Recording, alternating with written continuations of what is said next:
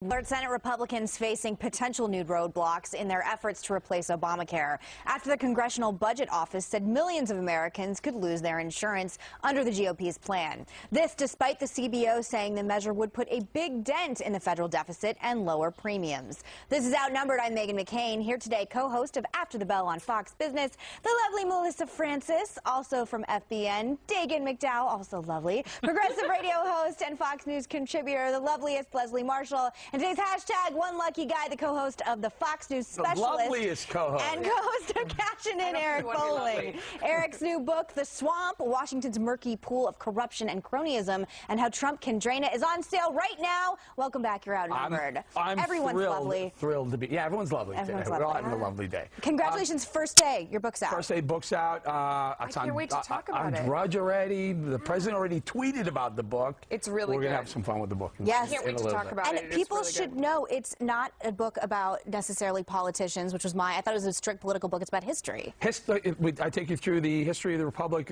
but did you know inside that book there are pictures of D.C. being built on a literal swamp, the Capitol building in the mid-1860s being built on a swamp. They drained the literal swamp and they left the metaphorical swamp alone. And now it's full of things even more annoying than the original mosquitoes. You have no idea. They make the original swamp creatures look like little mosquitoes. But we will be talking more about your book, I promise, later on in the show. But we have to get down to brass tacks. Let's begin. Today could be make or break for the Republican health care plan in the Senate, with a key procedural vote possibly in jeopardy in wake of the CBO score. It finds that 22 million more people would be uninsured by 2026, but that the Senate GOP's bill would cut the deficit by $321 billion by that same year, and that the average cost of premiums could be lower. While Senate Majority Leader Mitch McConnell wants a vote by the end of this week, the big question is whether he will have a vote at all. McConnell can't afford to lose more than 2 members of his own party, yet 6 Republicans remain opposed to the bill, and 5 GOP senators oppose a vote needed to allow the bill to move ahead for the floor debate. That vote could happen as early as this afternoon. But House Speaker Paul Ryan saying he would not bet against Mitch McConnell and expects the Senate to get their job done. Senate Majority Whip John Cornyn agrees, saying the stakes are just too high. I expect to have the support to get it done, and yes, we will vote this week. I'm not willing to accept that we are successful because I think the consequences are very bad. We know the Obamacare insurance markets continue to melt down, and millions of people are going to be hurt. They are being hurt right now. As for the Democrat senators such as Dick Durbin say they'd be willing to work with Republicans to fix Obamacare if they drop their repeal efforts. Once we put this bad bill behind us, I think we need a true bipartisan effort to deal with the things that need to be done to strengthen the Affordable Care Act. There are things that need to be repaired, and I voted for it. I'm proud to have done it. But I want to sit down with constructive Republicans who are not looking for a tax cut, but looking for ways to expand health insurance and make it more affordable. Okay, Eric, I want to start with you, and I want to ask you, why should I trust the CBO score when in 2013 it estimated that 24 million people would have coverage under Obamacare? By 2016, it was off by 13 million only 11 people. Million actually. 13. Right. So 24, they estimated 11 actually took the Obamacare. I don't know why you trust the CBO. I don't know why we trust the CBO with any of them, because I'm still trying to do now, Meghan, you and I have been on board with pushing back against this GOP bill from the very get-go. The original GOP House bill, we sat here when it was released, like literally 5 minutes prior, and we pushed back on it then. I don't know that this bill is that much better. I'll tell you what I do like better about this bill versus the Paul Ryan bill in the House is the $320 billion in savings versus the $100 billion with the House bill. And the other one, the premiums, here's the really tricky part for the Republicans. Premiums will go up for the next year and a half.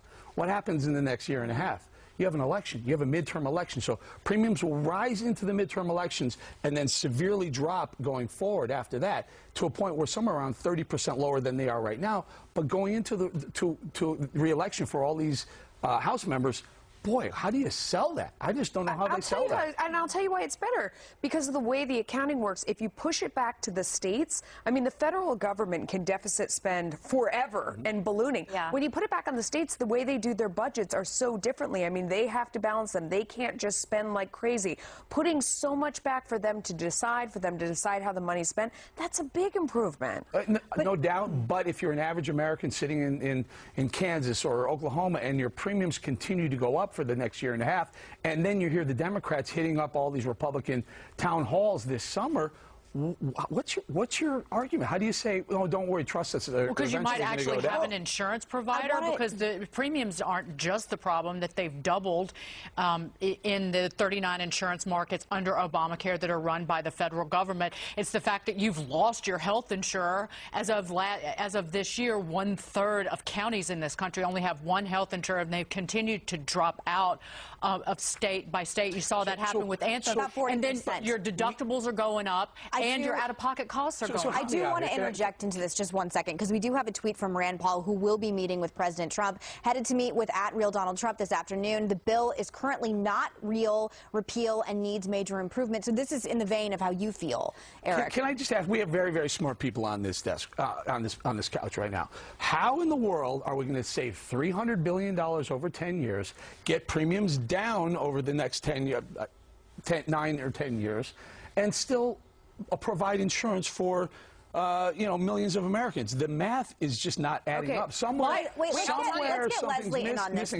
By the way, the way the premiums do go down is by putting a whole bunch of tax money at the premium. But Leslie, you're obviously a liberal. Only 2 votes needed in order to sink this thing. What do you think the odds are it ends up passing? I don't think it's going to pass, and one of the reasons is what I'm hearing from Republicans, and this is not, totally a partisan issue. This is, do we want to put profit over people? And a huge problem with Obamacare, and I will readily admit, as many Democrats will, are the rising premiums. This doesn't address the rising premiums for 1 and 2. Originally, when we needed health care reform, because people were going to the ER, they had no insurance, they had no preventative care. My husband's a physician. I own part of a medical center. This is a huge problem. This is going to be worse because you're going to have rural hospitals closing when you have Medicaid cut over time. And in addition to that, if you don't have a mandate and people don't have to buy insurance, what happens? There are less people on the insurance rolls, and what happens to the premiums? No. They go up higher.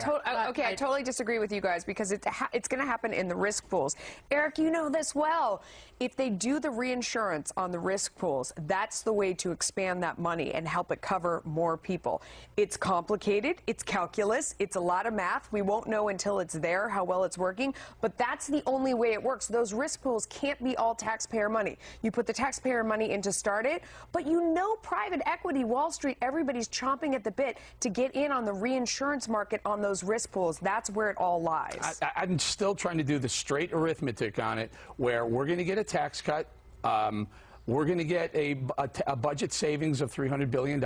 Premiums are going to go down, and more people are going to get insured. It doesn't work. It's the risk pool. You know that math. But part of the problem I don't get the math. I honestly don't get that math. But if you have people like Eric and I who ideologically don't find a lot of common ground, both of us dissatisfied with this bill, it's a huge loss. Well, here's the alternative that Rand Paul, being the foolhardy senator that he is, doesn't realize. If he doesn't take the opportunity to use this reforms the individual insurance market. It reforms and budgets an open-ended entitlement and cuts taxes by $700 billion. You're getting in bed with Chuck Schumer. Chuck Schumer's road is single payer. Single payer as Medicare is going broke in 11 years. 87 cents on the dollar is what's going to be paid. We're going broke. Seniors insurance is going to get cut. They can't fix that, so that's the road to health insurance for the American people. That is ludicrous. But there should be a third alternative. It can't be Obamacare anymore, and for my money, maybe not this one either. Listen to Dagan, though. Broken 11 years under single payer. Broken 11 years, 87 cents on the dollar, and they won't do a doggone thing about it. Broken 11 years. We have to move on. Meantime, President Trump is declaring a big victory amid his push to secure the nation. The Supreme Court yesterday allowing key parts of the president's temporary ban on travel from 6 majority Muslim countries to move forward. The court will hear full arguments on the order this fall, but the State Department says parts of the ban take effect this Thursday. The president tweeting last night, "Great day for America's future, security, and safety. Courtesy of the U.S. Supreme Court, I will keep fighting for the American people and win." But Democratic National Committee Chairman Tom Perez says the battle is far from over, tweeting, "We won't let prejudice shut the door of progress. If you choose to govern through hatred, we will fight this every step of the way." Fox News senior judicial analyst Judge Andrew Napolitano today calling the Supreme Court's decision, quote, "profoundly significant." Watch. There are about 42, 43 judges that looked at this before it got to the Supreme Court, and 92% of them said the president doesn't have this authority, it's a Muslim ban. Listen to what he said about Muslims during the campaign. Supreme Court of the United States looked at what the president wrote, looked at the Constitution, looked at what Congress authorized the president to do pursuant to the Constitution, and said, you know what? He can do this. You know, Eric, originally people were caught up on the word ban, saying it was discriminatory, Supreme Court obviously disagrees. And the good news is that there were 9 Supreme Court justices, and it's been reported by Sean Spicer and others that all 9 were in favor of at least keeping partial the travel moratorium in place for now. I think it points out what 2 things happened here. It points out the activist judges that are going on in the 9th and the 4th Circuit Courts. They don't want Donald Trump to get any of his his security measures through. And the other one is it's profoundly important to realize that Donald Trump is president. He's got 1 Supreme Court justice in Neil Gorsuch placed. He'll probably have a second one within a year in Kennedy, and maybe a third if Ruth Bader Ginsburg decides to step down in the next 4 or 8 years. That means Donald Trump, because you elected a conservative versus Hillary Clinton, you've moved the court for many, many decades to the right, and that's good news for the country. Dagan, the justices are still going to hear arguments in October, so we shouldn't get ahead of our skis just yet. There's still going to be arguments. Yeah, and there's a group of more than 50 lawmakers, Republican lawmakers, who want Judge Ruth Bader Ginsburg to recuse herself from this decision-making because of what she said about Donald Trump. I don't think, or President Trump... Really quickly, we have that sound from Judge Napolitano on Justice Ginsburg. The Supreme Court has addressed that a long time ago. Having been a lower court judge, I know what it's like when your bosses tell you got to get off a case because of something you said about the case before I came into your courtroom. Those rules don't apply to the Supreme Court. So Justice Ruth Bader Ginsburg will sit on the court. Hey, she was with everybody else today. That's true. We don't know where she will be on the substantive issue, but that effort by those 58 people, perhaps well-intended, is a non-starter. I just want to point out that this decision by the justices, not only to let the travel ban move ahead, at least most of it, and then rule on the merits of the case later on this year, it does send a message to these lower court justices that you don't get to trample on the Constitution of the United States simply because you don't like the commander-in-chief. And that's exactly what's been going on. Leslie, were you for this travel ban?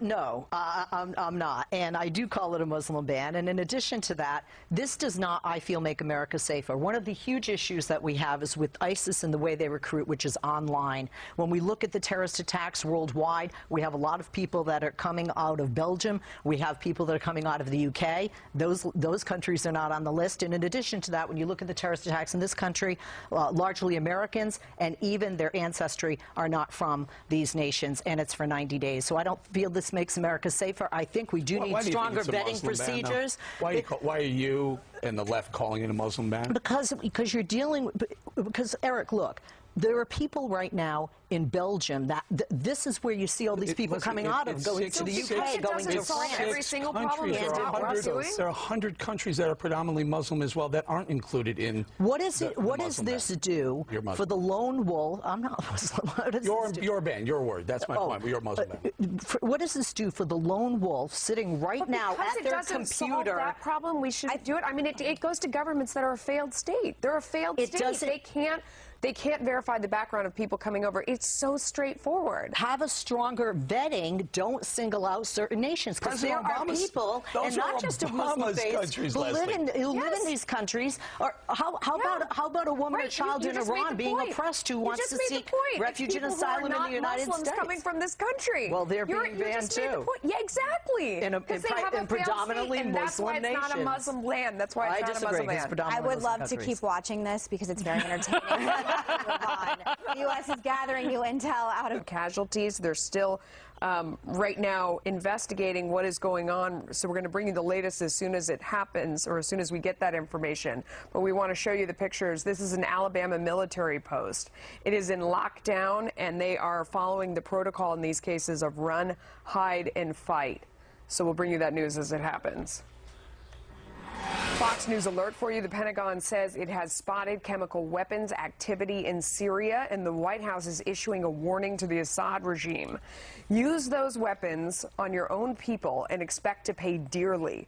That is after the administration says it's also collected potential evidence of another chemical attack, like the one back in April.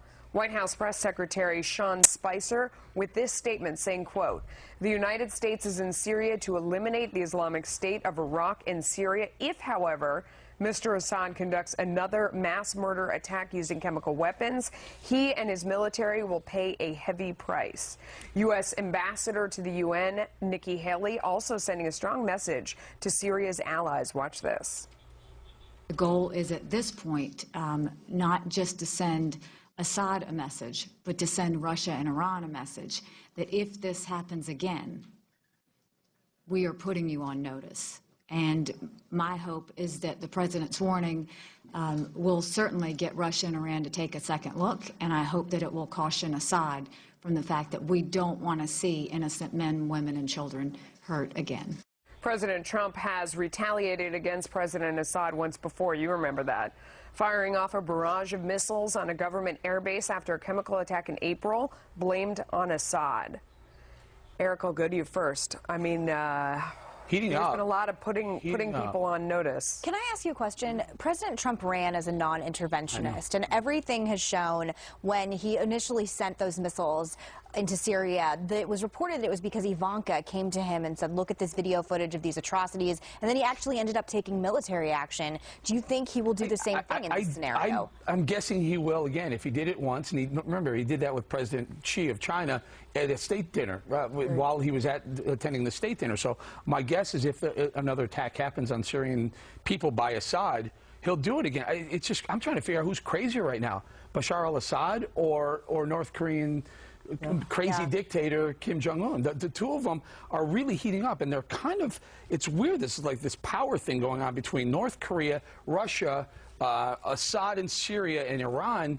It's getting to be a very scary place. But if Donald Trump used the 59 Tomahawk missiles the first time, my guess is he'll do it again. And don't forget, he bombed an airbase with Russian military at that exact airbase. Russia said, don't do it again or we're going to retaliate. They never did. I don't think they would retaliate. I'm glad Nikki Haley gave them the heads up, though, saying, hey, we're on to this, and if you're not going to get on board, get the heck out of the area. Yeah. Go ahead. And this is on as he's about to go meet with President Putin as well ahead of that. I mean, what do you make of it, Dagan? Well, I think that we learned that under the Obama administration, no action, it means that these kinds of attacks, chemical weapons attacks, will continue to occur on Bashar al-Assad's own people. And even though you're not only taking on Syria and Assad, you're taking on Iran and you're taking on Russia by extension when you step up. But remember, President Obama, I think, said that he had moral courage to not attack Assad, and they chose diplomacy. It didn't work. You need to look at the 5 other air bases that were not struck by the airstrike back in April, because you need to take out their ability to wage any kind of air campaign in that country. I have to say I'm more hawkish on this as a liberal than you would think. This was one of the failings I felt of President Obama. I think if you're going to make a threat, you put a red line, you know, you go forward. The problem, however, is 59 Tomahawk missiles didn't stop him from chemical weapons. And he, by the way, that was in April. He used chemical weapons on his people in February. We didn't attack then. If we attack now, it's not enough. And, you know, we're going after ISIS. We're not stopping his attacks on his people, and that's a huge problem. What do you mean it's not enough? What would you like to see? Well, we're not looking at what the future holds. And when you talk to military experts, they'll say, look, we have the ability to take out ISIS, but it can't be us doing it solo. It really has to come from the resistance within Syria. But then what do you do with Assad, and what do you do with that fragmented nation afterward? Look at the actions of this man. And if you're going to do that in Syria, Megan, don't you do it in North Korea as well? Yeah, I mean, it will start a domino effect, and unfortunately, many of us believe wholeheartedly that this disaster could have been stopped had we actually had a president who led and didn't let the Syrian refugee crisis completely rage out of control. There are no good answers on this. I will tell you, I trust McMaster wholeheartedly in ways I can't even tell you. He is an absolutely brilliant general, has the full support of the military, also something President Obama didn't have, and I think we should hedge to his judgment. Yeah, and just really quickly, the idea of taking out those 6 airfields, I heard that from General Jack Keane. So yeah. I never great American. I never step up and would act as if I know more than those commanders who have been there on the field and are there now. And, of course, Mad Dog Mattis. Yes. Newt Gingrich says Congress must call former President Obama to testify on what he knew about Russia's election meddling and when. We have more on that coming up. Plus, Democrats doubling down on their so-called resistance, holding a sit-in to protest the GOP's health care bill. But does this support President Trump's claim that Dems are being obstructionists? We're going to debate that. Senate Democrats pulling out all the stops last night, trying to block the GOP's health care bill, launching another night of floor speeches, taking turns blasting the GOP's plan to repeal and replace Obamacare. They can't name one thing in this bill that will improve health care in America. That's because this bill is not supposed to improve health care in America. It is not a health care bill. It is a tax cut for the rich, paid for by gutting health care for millions of working Americans. Meanwhile, outside on the Capitol steps, some senators, including Senate Minority Leader Chuck Schumer, joining a rally being held by Democratic lawmakers as they continued to bang the drum against the Senate GOP's plan in front of a large crowd. President Trump has called Democrats obstructionists for their refusal to work with Republicans. Okay, so I want to go with you first. I think Democrats, what they do well is fear-mongering and this rhetoric of all Republicans are going to push your old grandmother off the cliff, you're going to kill everyone. They do that very well, I will say that. I heard Nancy Pelosi say hundreds of thousands were going to die. Right. Chuck Schumer said there people are going to die. Al Franken, someone got the Democrat talking point out there. You're going to die if the GOP plan goes through. It's actually ridiculous. That's insanity. No one dies because they have the health care bill or they don't have the health care bill. You always have access to an emergency room, period. But I'll agree with the Democrats on this one thing, and they were no better with Obamacare. No one has addressed the cost of health care. All these bills are and these laws are addressing the cost of health insurance. The cost of health care has to come down before the insurance can come down. And the way you do that, you provide competition across state lines. That's important, not in the bill. And number two, you have hospitals compete and doctors compete for your business, so to speak. Make sure they post what it costs for this procedure or that procedure or this how much your surgery is going to cost here, and you decide where you have this, by whom you have the surgery. That way you drive competition down from the health care cost, not the insurance care cost. You know, yesterday Cory Booker-Dagan was telling people to Snapchat him, Snapchat me your health care stories. Do you think this will ultimately be effective if enough people call their senators? It could actually do any damage on this bill going forward? They do damage in terms of the messaging because the Republicans from day one, which we've talked about on this very sofa, have not been able to tell the American people of why this is a good idea, why this will actually help create jobs. Elizabeth Warren and her lies where she said that the bill kicks 22 million people off insurance, that's just a blatant untruth. People will choose to not buy insurance because the mandate goes away. But beyond that, because you alleviate these taxes on businesses, on medical devices, which, by the way, 29,000 jobs destroyed in 3 years, because you alleviate the employer mandate, which encouraged individual businesses and small businesses to hire part-time people or not hire at all, so they didn't hit that 50-person threshold under Obamacare. That's what they need to be talking about. If you create jobs and create prosperity and people's incomes go up, then they can actually afford to buy health insurance. It's the fake math that drives me absolutely crazy. I mean, when they talk about how, they're going to starve Medicaid and they're cutting how much they're going to spend on Medicaid, and it's not a cut if you slow the growth. I mean, we keep saying that, and for some reason, people continue to buy the lie. If you slow the growth, it means next week we're only going to gain 1 pound instead of 3. I mean, it just is so frustrating. And by the way, Granny off the cliff, Granny's not losing her health insurance. They've revived that ad. Granny gets Medicare. Right. All right? Granny might get Medicaid. She's not going to lose her health insurance because of the GOP health care bill. Where are the Republicans to push back on that? The one part of the bill I think I like, and we've talked about removing the mandate. They did remove the mandate, but they put an incentive to stay on insurance. So if you miss a 60-day, I think the 60-day window of paying your insurance premium, you have to sit off for 6 months. Now that's different. It's still it's not a mandate, but it's an incentive to continue to pay your health care bills. But again, all these initiatives, they're really just throwing around money. They're messing around with money where we're going to take from here and put it over there. They're not addressing the underlying commodity price of health care, and they have to do that. Honestly, if Trump were smart, he'd go, you know what, let's put this aside right now. Let's do tax reform for the right. Let's do infrastructure for the left. Let's get those 200 done. And then let's re-look at this and figure out a way to bring health care costs down. Well, Trump's FDA could drive down the cost of drugs if they push through more generics. You and I both know, driving down the cost of a drug is not going to revamp a $1 trillion per year industry. Drugs are a huge part of it, though. I'm just saying that if they can push through the generics, that could be great hope there. Meantime, President Trump slamming former President Obama, saying he, quote, did nothing to stop Russia's election meddling. The president appearing to reference a Washington Post story that says then President Obama was informed of Russia's actions last August.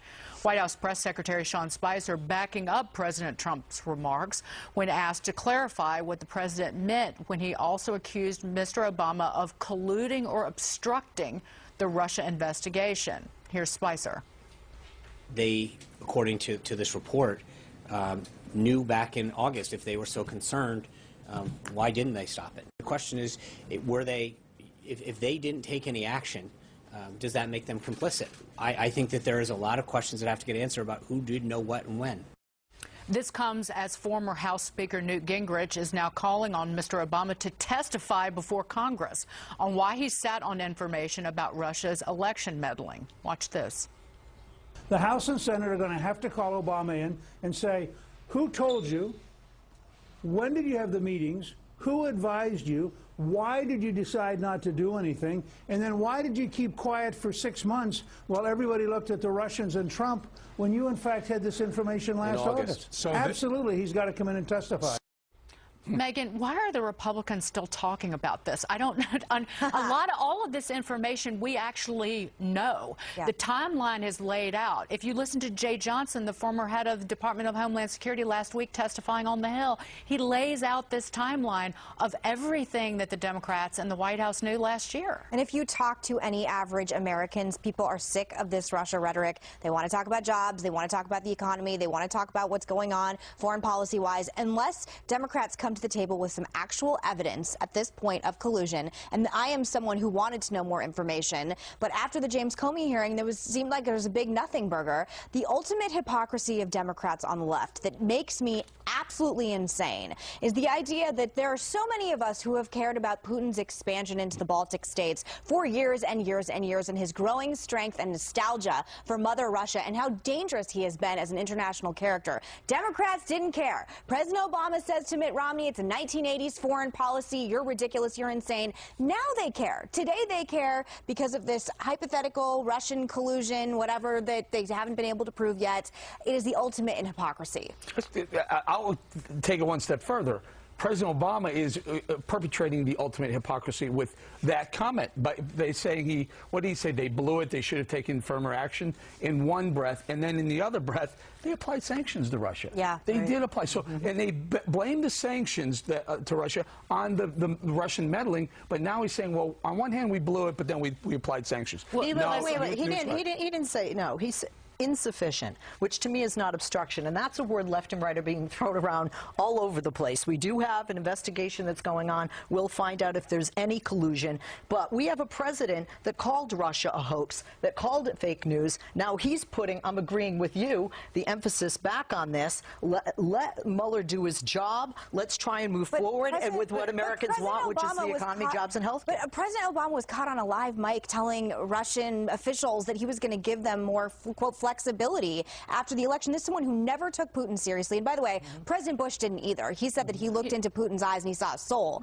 So this is something that has gone, we have historically not learned our lessons, but the idea that Democrats now, today care, after the expansion into Crimea, everything that's gone on in Ukraine, everything that has gone on with Bashar al-Assad, it's absolutely, you get absolutely no length with me whatsoever. President Obama confronted... It's just, I hate it so much, Melissa. I can see you. Wait a minute, I'm a Democrat who cared about the annexation of Crimea. I'll end with this. If the Democrats gave a flying flip about the hack on the DNC server, they would have handed it over to the FBI, which they refused to do in the investigation. We solved it. Fixed. The White House and the mainstream media at odds again. Now a CNN anchor is encouraging the media to disobey the White House the next time they're asked to keep their cameras off during a press briefing. Crossing the line? We debate. I think that someone has to take... Well, maybe we should turn the cameras on, Sean. Why don't we turn the cameras on? Jen. Why don't we turn the cameras on? I'm sorry that you have to do it. Jen, go ahead. Why not turn the cameras on, Sean? Jen. They're in the room. The lights are on. Oh, man, that was CNN senior White House correspondent Jim Acosta interrupting Press Secretary Sean Spicer during the off-camera White House press briefing yesterday. Acosta shouting out without being called on a total of 5 times during that briefing. Afterward, he had this to say. Sean Spicer has refused to take questions from CNN for weeks now. It has been going on for some time. You know, he may have taken a question here or there over the last couple of weeks, but we've largely been just blackballed during these briefings. We're just not getting questions to the White House press secretary. That would not have happened in previous administrations. Later, CNN anchor Don Lemon began calling on media to, quote, disobey the White House the next time they're asked to shut off their cameras during a press briefing. Watch. Why aren't the cameras on? Why don't you just turn the cameras on? That was the question that I asked during the briefing today. The question is there, Don. Would they take our press credentials away? I don't know. Yeah. Would they kick me out of the White House if I were to start rolling with my phone? I don't know. Well, there's only one way to figure it out, Jim. I think that someone has to take a stand and turn the cameras on and see what the ramifications are, because they can't kick everybody out.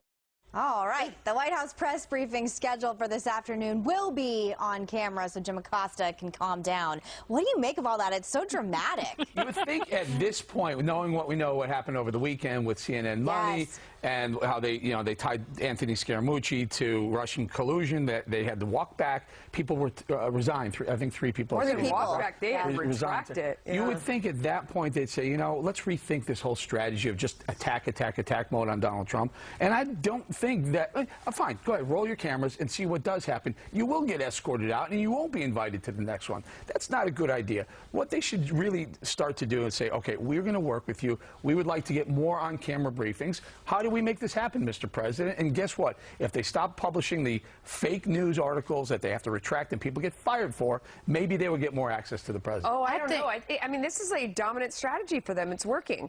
I mean, they're getting press on it. They're getting ratings on it. I mean, that's it. You have to look at it through the lens of the fact that it's a business. But they're trying to get ratings, and they're trying to get viewers, and there you go. Right now, I am a talk show host, a political analyst. I opine. But prior, in my former life, I was a journalist who just reported facts. Yep. And as a journalist, regardless of what your personal ideology is, we owe it, all of us in the media, to the American people who are reporting on the White House to show them what is going on in a briefing. I understand if it's a closed-door meeting and there are secret intel.